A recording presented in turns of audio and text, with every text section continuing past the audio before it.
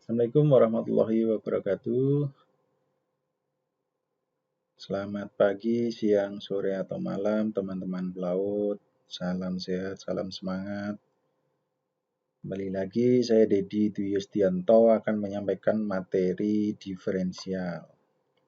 Nah, sebetulnya diferensial itu nanti satu paket pembahasan dengan integral. Ini pada bagian pertama, kita bahas dulu diferensial. Diferensial itu membahas tentang tingkat perubahan suatu fungsi sehubungan dengan perubahan kecil dalam variabel bebas fungsi yang bersangkutan.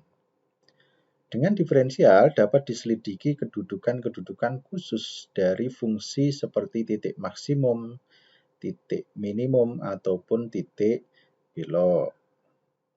Nah, turunan sendiri dari sebuah fungsi itu adalah limit dari hasil bagi diferensial ketika X mendekati 0.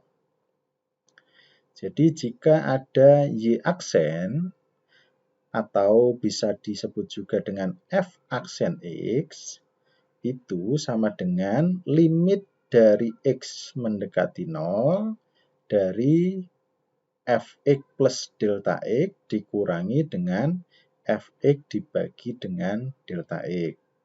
Maka akan menjadi limit dari X mendekati 0 dari delta Y dibagi dengan delta X yang kemudian menjadi dy per dx. Ditulis seperti itu.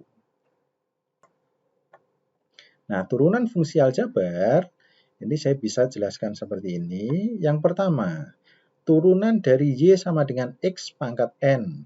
Jadi ini bentuk umum dari turunan fungsi. Jadi apabila ada sebuah fungsi Y sama dengan X pangkat N, maka dy per dx-nya sama dengan N dikali dengan X pangkat N-1. Jadi kalau misalkan ini saya lengkapi bentuk umumnya, misalkan ada Y sama dengan AX pangkat N dan A-nya adalah koefisien dari X itu, jadi nanti turunannya menjadi A dikali dengan N dikali dengan X pangkat N-1. Oke, yang kedua, turunan bilangan konstan. Turunan bilangan konstan yang dimaksud bisa positif dan bisa negatif. Maka hasil turunannya adalah 0. Kenapa turunan bilangan konstan sama dengan 0? Karena pada dasarnya bilangan konstan, variabel X yang mengikuti adalah X pangkat 0.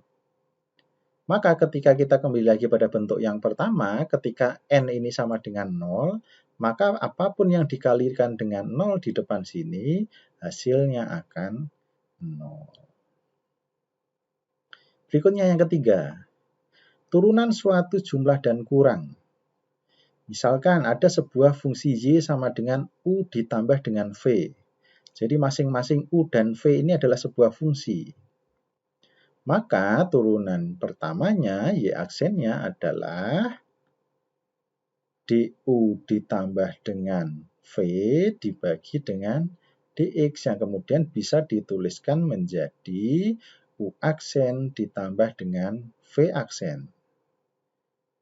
Dapat dikatakan bahwa bentuk turunan fungsi dari Y sama dengan U plus V tadi menjadi Y sama dengan U aksen plus V aksen. Jadi masing-masing fungsi U diturunkan dan juga pada fungsi V. Berikutnya nomor 4. Turunan suatu hasil kali. Misal ada fungsi Y sama dengan U dikali dengan V.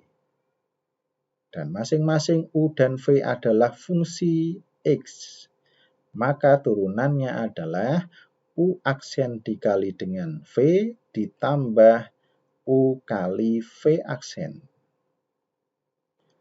Jadi kalau misalkan ada fungsi Y sama dengan U dikali dengan V, maka turunannya adalah turunan dari U dikali dengan V ditambah U dikali dengan turunan V.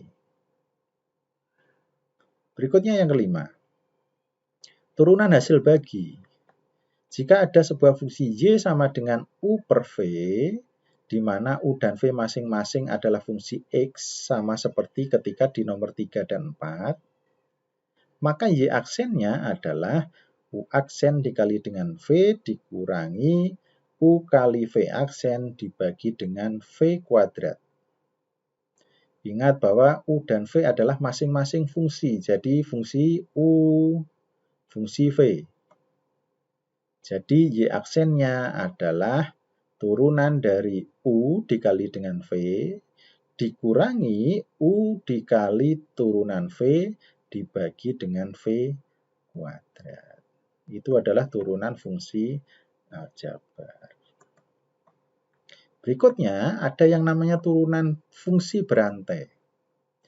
Turunan fungsi berantai ini bisa dikatakan bahwa jika Y sama dengan fungsi U, di mana U adalah fungsi X, maka dy per dx-nya sama dengan dy per du dikali dengan du per dx.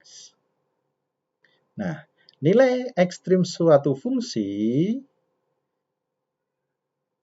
Y atau fx tadi akan mempunyai nilai maksimum jika turunan pertama sama dengan 0 dan turunan kedua kurang dari 0. Maka sebuah fungsi itu mempunyai nilai maksimum. Tetapi apabila turunan pertama sama dengan 0 dan turunan kedua lebih dari 0, maka sebuah fungsi X tadi mempunyai nilai minimum. Oke, itulah poin-poin yang bisa saya sampaikan terkait dengan diferensial.